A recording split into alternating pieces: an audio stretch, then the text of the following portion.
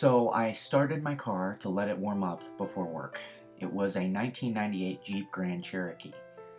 And I went inside for 10 minutes. I remember because I checked the time before and after. And when I came outside, my car was gone. Huh. I'm sorry, are you doodling? Stick figure notes. Learned it at the academy. Helps to remember the details. Well, I don't think I was crying. They don't pay me to judge. They pay me to solve mysteries. As I stood there listening to the police officer say that he would do everything in his power to find my vehicle, I was pondering my inevitable fate as a pedestrian. You see, in the course of my 28 years, I haven't had the best luck with vehicles. My Delta 88 Oldsmobile had died in my last year of college, and being broke, I hadn't the funds to fix it. A Toyota Corolla I purchased during my time teaching also passed away a year later and was mysteriously towed from its parking spot. I decided not to ask questions.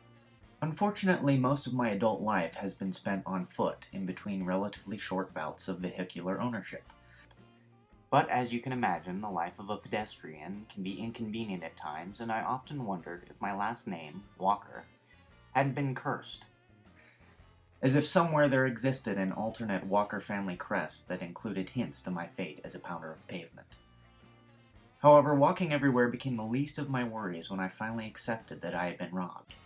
There is something completely sobering and empty when you discover that you're the victim of a crime.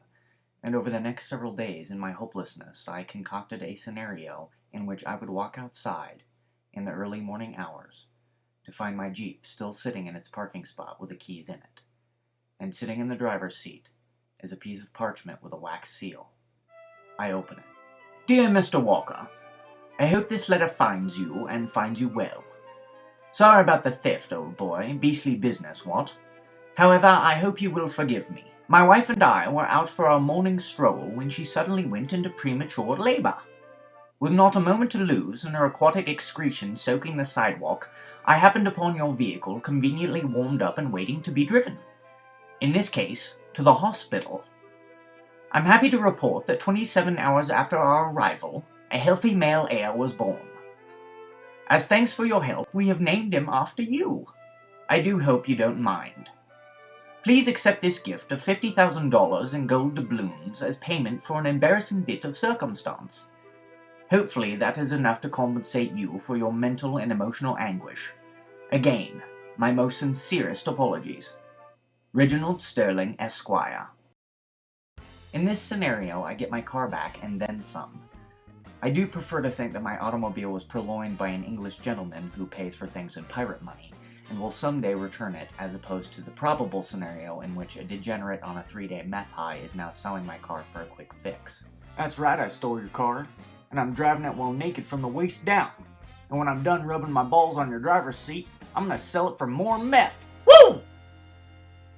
And as I stand in the driveway, in the exact spot where my car used to rest, I ponder my current predicament and find that I'm glad, at the very least, I'm wearing comfortable shoes.